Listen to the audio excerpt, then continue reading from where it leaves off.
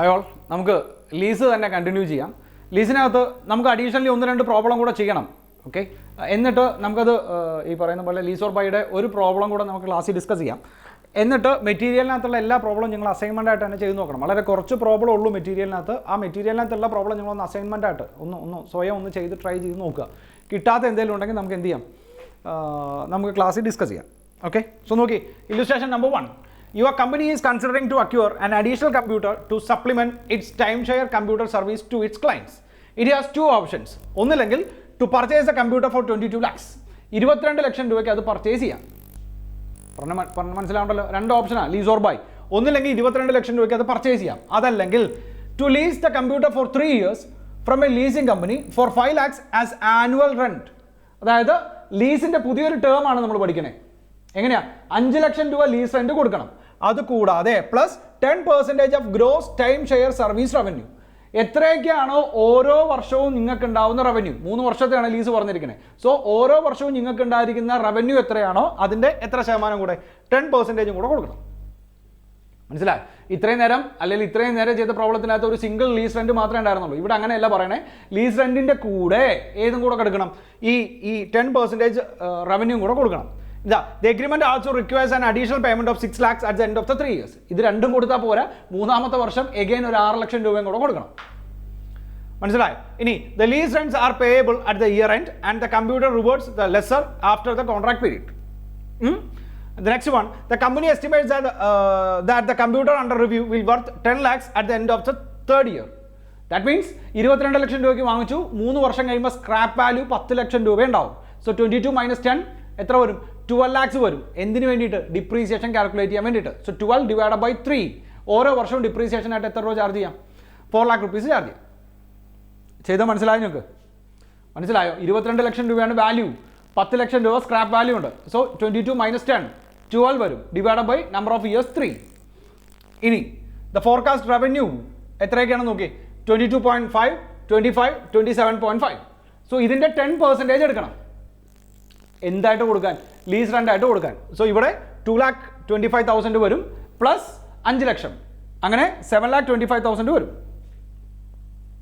മനസ്സിലായോ? രണ്ടാമത്തെ എത്രയാ? 25 ലാക്കാ. സോ എത്ര വരും? 2.5 lakhs വരും 10% എടുക്കുമ്പോൾ, പ്ലസ് 5 lakh 7.5 lakhs വരും. മനസ്സിലായോ? മൂന്നാമത്തെ വർഷം 5 lakh plus 27.5 that means 2.75 lakhs വരും മൂന്നാമത്തെ വർഷം. പക്ഷേ നേരത്തെ ഒരു ടേമും കൂടെ നമ്മൾ പറഞ്ഞായിരുന്നു. നേരത്തെ എന്താ, 6 lakhs 3rd ഇയറിൽ കൊടുക്കണം. സോ മൂന്നാമത്തെ വർഷം 5 ലക്ഷം രൂപ ആനുവൽ ലീസ് കൊടുക്കണം, പ്ലസ് ഈ 2.75 കൊടുക്കണം സർവീസിൻ്റെ, പ്ലസ് 6 lakhs കൂടെ കൊടുക്കണം.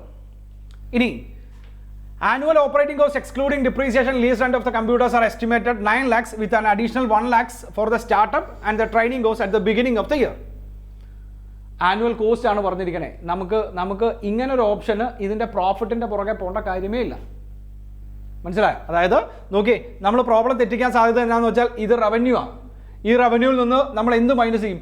കോസ്റ്റ് മൈനസ് ചെയ്യും. അപ്പോൾ പ്രോഫിറ്റ് കിട്ടും. ആ പ്രോഫിറ്റിൻ്റെ 10% എടുക്കും. അങ്ങനെ ചെയ്യരുത്. കാരണം പ്രോബ്ലത്തിനകത്ത് വളരെ വ്യക്തമായിട്ട് പറഞ്ഞിട്ടുണ്ട്, സർവീസ് റവന്യൂ എത്രയാണോ അതിൻ്റെ 10%. മനസ്സിലായോ? സർവീസ് റവന്യൂ എത്രയാണോ അതിൻ്റെ 10%. സോ ചെയ്ത കാര്യങ്ങൾ മനസ്സിലായല്ലോ. ഇത് വേണ്ട എന്നർത്ഥം. ഏതാ? ദേ ഈ സാധനം.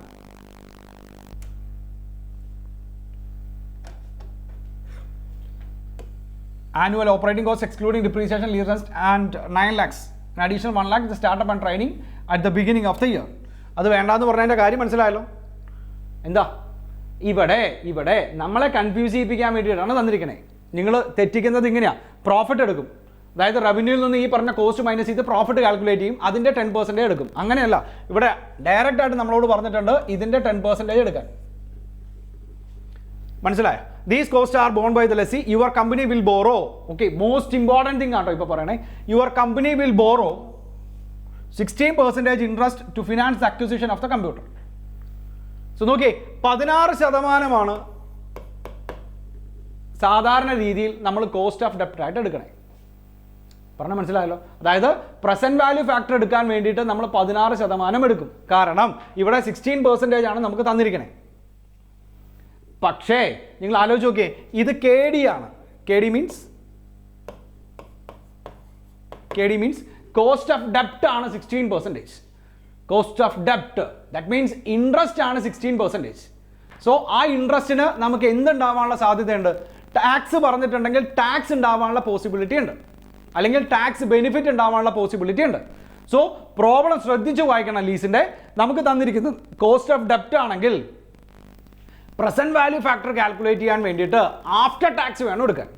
ദാറ്റ് മീൻസ് ടാക്സിന്റെ ബെനിഫിറ്റ് കഴിഞ്ഞത് വേണം എടുക്കാൻ. നമുക്ക് നോക്കാം. ഇൻസ്റ്റാൾമെന്റ്സ് പറഞ്ഞിട്ടുണ്ട്. ആദ്യത്തെ വർഷം 5 lakh, ഇൻട്രസ്റ്റ് 3.52. അതായത് പ്രിൻസിപ്പൽ എമൗണ്ട് എത്രയാണെന്നും ഇൻട്രസ്റ്റ് എത്രയാണെന്നും സെപ്പറേറ്റ് ആയിട്ട് പറഞ്ഞിട്ടുണ്ട്. 5 lakh, 3,50,000. സെക്കൻഡ് ഇയറിൽ 8,50,000, 2,72,000, 8,50,000, 1,36,000. പ്രിൻസിപ്പളും തന്നിട്ട് ഇൻട്രസ്റ്റും തന്നിട്ടുണ്ട്. സോ നോക്കിയേ, നമുക്ക് ഇൻട്രസ്റ്റ് എത്രയാണെന്ന് അറിയാം, ഡയറക്റ്റ് ആയിട്ട് ഡിപ്രീസിയേഷൻ എത്രയാണെന്ന് കാൽക്കുലേറ്റ് ചെയ്യാം. എന്നിട്ട് എന്ത് ചെയ്യാം? ഈ പറയുന്ന പോലെ ടാക്സ് ബെനിഫിറ്റ് നോക്കാം. അവിടെ എടുക്കുന്ന നേരത്ത് നോക്കാം. The company uses straight line method to depreciate its assets and pay 50% tax on its income. So നോക്കിയേ, KD 16%, ടാക്സ് 50%. പറഞ്ഞ മനസ്സിലായോ? Tax 50%. That means actual cost of capital ആയിട്ട് നമുക്ക് എത്രയേ വരുള്ളൂ? 8% വരുള്ളൂ. ഞാൻ പറഞ്ഞ കാര്യം മനസ്സിലായല്ലോ? ആക്ച്വൽ കോസ്റ്റ് ഓഫ് ക്യാപിറ്റൽ ആയിട്ട് 8% വരുള്ളൂ. സോ പ്രോബ്ലം വളരെയധികം ശ്രദ്ധിക്കണം. പ്രസന്റ് വാല്യൂ ഫാക്ടർ എന്നോ ഡിസ്കൗണ്ട് ഫാക്ടർ എന്നോ പറഞ്ഞിട്ടാണ് 16% തന്നിരിക്കുന്നതെങ്കിൽ അത് 16 തന്നെ എടുക്കണം. കോസ്റ്റ് ഓഫ് ക്യാപിറ്റൽ എന്നാണ് പറഞ്ഞു തന്നിട്ടില്ലെങ്കിലും അതും 16% തന്നെ എടുക്കണം. പക്ഷേ ഇവിടെ തന്നിരിക്കുന്ന കോസ്റ്റ് ഓഫ് ഡെപ്റ്റാ, ഡിബഞ്ചറിന്റെ ഇൻട്രസ്റ്റിന്റെ കോസ്റ്റ് ആണ് പറഞ്ഞിരിക്കുന്നത്. സോ അവിടെ 16 ട്രീറ്റ് ചെയ്യരുത്. ആഫ്റ്റർ ടാക്സ് പോർഷൻ വേണം നമ്മൾ ട്രീറ്റ് ചെയ്യാൻ. എത്ര ശതമാനം? 8% ട്രീറ്റ് ചെയ്യാം. ദേ പ്രോബ്ലത്തിനകത്ത് നമുക്ക് 2 തന്നിട്ടുണ്ട്. ഏതൊക്കെയാ? 8% തന്നിട്ടുണ്ട്, 16% തന്നിട്ടുണ്ട്. ചെയ്ത് നോക്കാം. ഓക്കെ, താൽക്കാലികമായിട്ട് ഈ ക്വസ്റ്റ്യൻ ഇവിടെ കിടക്കട്ടെ, നമുക്ക് ആൻസർ ചെയ്യാൻ വേണ്ടി മാത്രം. സോ നോക്കി, ഫസ്റ്റ് സ്റ്റെപ്പ് നമുക്ക് പർച്ചേസ് തന്നെ ചെയ്യാം. പർച്ചേസ് എന്ന് പറയുന്ന ഓപ്ഷൻ തന്നെ ചെയ്യാം. പർച്ചേസ് ചെയ്യുന്നതിന് മുമ്പ് 2 കാര്യങ്ങൾ നമുക്ക് അറിയണം. ഒന്ന് ഡിപ്രീസിയേഷൻ. കാരണം ടാക്സ് ബെനിഫിറ്റ് കിട്ടുന്ന 2 കാര്യങ്ങൾ ഡിപ്രീസിയേഷനും ഇൻട്രസ്റ്റുമാണ് അല്ലേ? ഡിപ്രീസിയേഷൻ എത്രയൊക്കെയാണ്? 22 lakhs ആണ് നമ്മൾ പർച്ചേസ് ചെയ്യുന്നത്. മൈനസ് 10 lakh നമുക്ക് എന്തുണ്ട്? സ്ക്രാപ്പ് വാല്യൂ ഉണ്ട്, ഡിവൈഡഡ് ബൈ 3 അല്ലേ? 3 വർഷത്തേക്കല്ലേ നമ്മളോട് പറഞ്ഞിരിക്കുന്നത് ക്വസ്റ്റ്യൻ? എന്ത്? അതെ, 3 വർഷത്തേക്കാണ്. ദാറ്റ് മീൻസ് 4 lakh rupees നമുക്ക് എന്ത് വരും? ഡിപ്രീസിയേഷൻ എന്ന് പറയുന്ന സാധനം വരും. ചെയ്ത് മനസ്സിലായോ? ഇൻട്രസ്റ്റ് ഡയറക്റ്റ് ആയിട്ട് നമുക്ക് തന്നിട്ടുണ്ട്. സോ നോക്കി, നമുക്ക് ആൻസർ ചെയ്യാം. That means year 1, year 2, year 3 നമ്മൾ കൊടുക്കുന്ന പ്രിൻസിപ്പൽ എമൗണ്ട് എത്രയൊക്കെയാണ്? പ്രോബ്ലത്തിനകത്ത് നമുക്ക് തന്നിട്ടുണ്ട്. Principal amount 5 lakh, 8,50,000 and again 8,50,000. That means 5 lakh, 8.5 lakh, 8.5 lakhs. മനസ്സിലായോ? ഇനി ഇതിൻ്റെ കൂട്ടത്തിൽ നമ്മൾ ഏതും കൂടെ ആഡ് ചെയ്യണം? ഇൻട്രസ്റ്റും കൂടെ ആഡ് ചെയ്യണം. എന്നാലേ ഇൻസ്റ്റാൾമെൻറ്റ്സ് കിട്ടുള്ളൂ. ഇതിപ്പോൾ പ്രിൻസിപ്പൽ എമൗണ്ട് അല്ലേ പറഞ്ഞിരിക്കണേ. ഇൻട്രസ്റ്റ് എത്രയൊക്കെയാണ്? 3.52, 2.72, 1.36. അതെ, 3.52 lakhs and second one 2.72 lakhs and the third one 1.36 lakhs.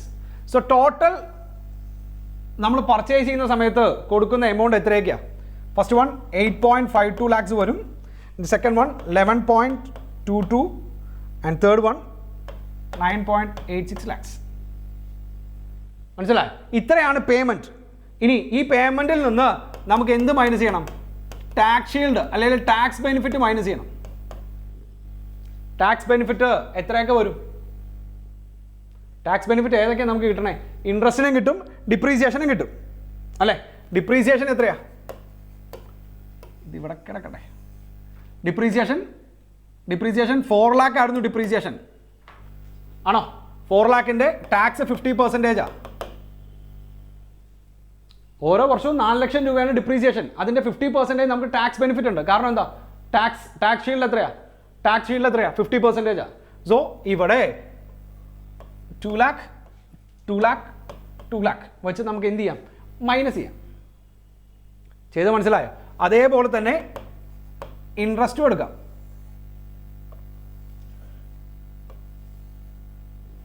Interest കൊടുക്കുക. ഇൻട്രസ്റ്റും ഇതേപോലെ തന്നെ എത്രയാണോ അതിൻ്റെ പകുതി നമുക്ക് എന്തായിട്ട് ക്ലെയിം ചെയ്യാൻ പറ്റും, ഡിഡക്ഷൻ ആയിട്ട് ക്ലെയിം ചെയ്യാൻ പറ്റും, അല്ലെങ്കിൽ ടാക്സ് ബെനിഫിറ്റ് ആയിട്ട് ക്ലെയിം ചെയ്യാൻ പറ്റും. നോക്കി, ഇവിടെ ഇൻട്രസ്റ്റ് 3.52 ആ, അതിൻ്റെ പകുതി 1.76 lakhs വരും. 2.72 ദാറ്റ് മീൻസ് 1.36 lakhs വരും. അടുത്തത് 1.36.68 lakhs, ഇത്രയും വരും. ചെയ്താൽ മനസ്സിലായല്ലോ. പ്രിൻസിപ്പളിൻ്റെ കൂടെ ഇൻട്രസ്റ്റ് ആഡ് ചെയ്തു, ഇൻസ്റ്റാൾമെൻറ്റ് കാൽക്കുലേറ്റ് ചെയ്തു. ആ ഇൻസ്റ്റാൾമെൻറ്റിൽ നിന്ന് നമ്മൾ എന്ത് മൈനസ് ചെയ്തു, ഡിപ്രീസിയേഷൻ്റെയും ഇൻട്രസ്റ്റിൻ്റെയും ടാക്സ് ഷീൽഡ് മൈനസ് ചെയ്തു. ചെയ്യുന്ന നേരത്ത് നമുക്ക് എന്ത് കിട്ടും, ഔട്ട്ഫ്ലോ കിട്ടും. എത്രയൊക്കെ വരും, 4.76, 7.86 and 7.18. മനസ്സിലായോ? നമ്മൾ കൊടുക്കേണ്ട കാര്യങ്ങളാണ് കിട്ടണേ. ഇനി ഇതിനെ പി വി ഫാക്ടറിലോട്ട് അഡ്ജസ്റ്റ് ചെയ്യണം. P V factor at the rate of 8%. അവിടെ 16 എടുക്കാത്തതിൻ്റെ റീസൺ മനസ്സിലായല്ലോ. കോസ്റ്റ് ഓഫ് ഡെപ്റ്റ് ആണ് 16%. സോ അതിൻ്റെ ടാക്സ് ഷീൽഡ് മൈനസ് ചെയ്യുമ്പോൾ നമുക്ക് എത്രയേ വരുള്ളൂ, 8% വരുള്ളൂ. So 0.926, 0.857 and 0.794.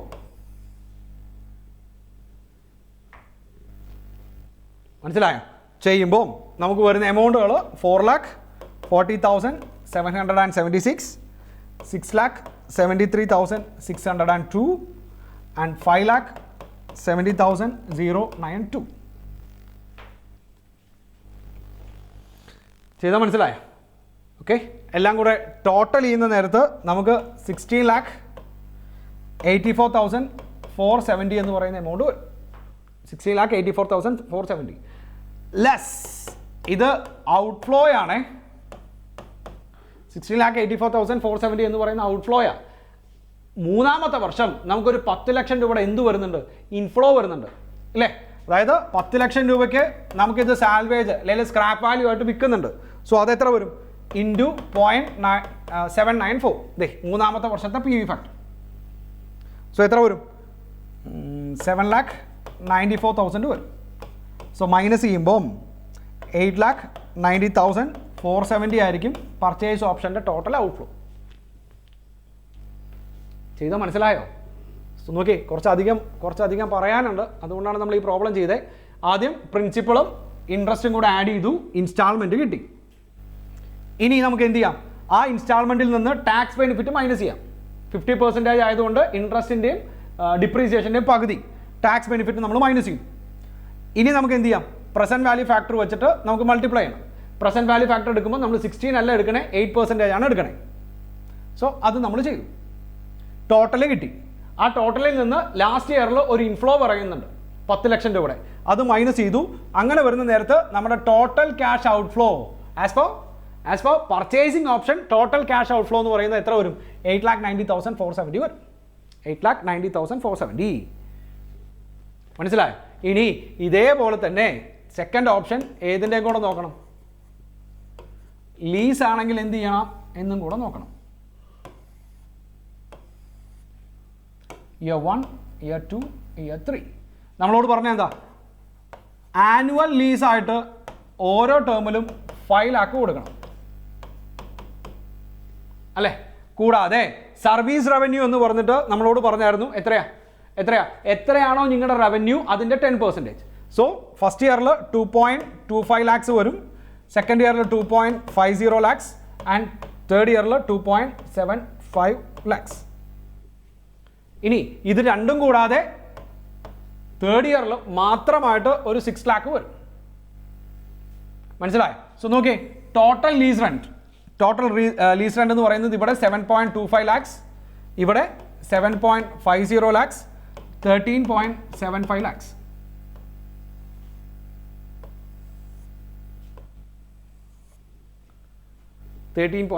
lakhs. ഇത്രയാണ് നമ്മുടെ ലീസിൻ്റെ പേയ്മെൻറ്റ് വരണേ. ഇതിൻ്റെ 50% നമുക്ക് എന്തായിട്ട് നോക്കാം, ടാക്സ് ബെനിഫിറ്റ് ആയിട്ട് നോക്കാം. 50% എത്രയൊക്കെ വരും, ഇതിൻ്റെ പകുതി 3.625, 3.75 ആൻഡ് 6.875. അതായത് ലീസ് റെൻറ്റിൻ്റെ ടാക്സ് ബെനിഫിറ്റ് അതിൻ്റെ പകുതി, ഇവിടെ 50% ആണ്, അതായത് അതിൻ്റെ പകുതി എടുത്തു. സോ ബാലൻസ് ഔട്ട്ഫ്ലോ എന്ന് പറയുന്നത് 3.625, 3.75, 6.875 വരും. മനസ്സിലായോ? പ്രസൻറ്റ് വാല്യൂ ഫാക്ടർ എത്രയൊക്കെയായിരുന്നു? 0.926, 0.857, 0.794. മൾട്ടിപ്ലൈ ചെയ്യുന്ന നേരത്ത് ആദ്യത്തെ വർഷം 3,35,675, 3,21,375 ആൻഡ് 5,45,875. ടോട്ടൽ ചെയ്യുമ്പോൾ നമുക്ക് 12,02,925 വരും. 12,02, ദാറ്റ് മീൻസ് 12,02,925 വരും. ഇനി രണ്ടും കൂടെ ഒന്ന് ചെക്ക് ചെയ്തേ. അതായത് ലീസിന് എടുക്കുമ്പോൾ ഇത്രയും വരും, പർച്ചേസ് ആണെങ്കിൽ 8 lakh വരുള്ളൂ. സോ നമുക്ക് എന്ത് ചെയ്യാം? എന്തിനു വേണ്ടി ഡിസൈഡ് ചെയ്യാം? പർച്ചേസിന് വേണ്ടി ഡിസൈഡ് ചെയ്യാം. ലീസിൻ്റെ ഒന്നും കൂടെ ഡിസ്കസ് ചെയ്യാം. ലീസിൻ്റെ റെൻറ്റ്, ആനുവൽ റെൻറ്റ് 5 lakh ആണ്. സർവീസ് റവന്യൂ എത്രയാണോ, പ്രോഫിറ്റ് അല്ല റവന്യൂ എത്രയാണോ അതിൻ്റെ 10% ലാസ്റ്റ് ഇയറിൽ ഒരു 6 lakh അത് എഴുതി. 50% ടാക്സ് ആയതുകൊണ്ട് ഇതിൻ്റെ 50% നമുക്ക് എന്ത് കിട്ടും? ടാക്സ് ബെനിഫിറ്റ് കിട്ടും. അത് മൈനസ് ചെയ്തു, എന്നിട്ട് അതിനെ പ്രസൻറ്റ് വാല്യൂയിലോട്ട് കൊണ്ടുവന്നു. അപ്പോൾ നമുക്ക് എത്ര വരും?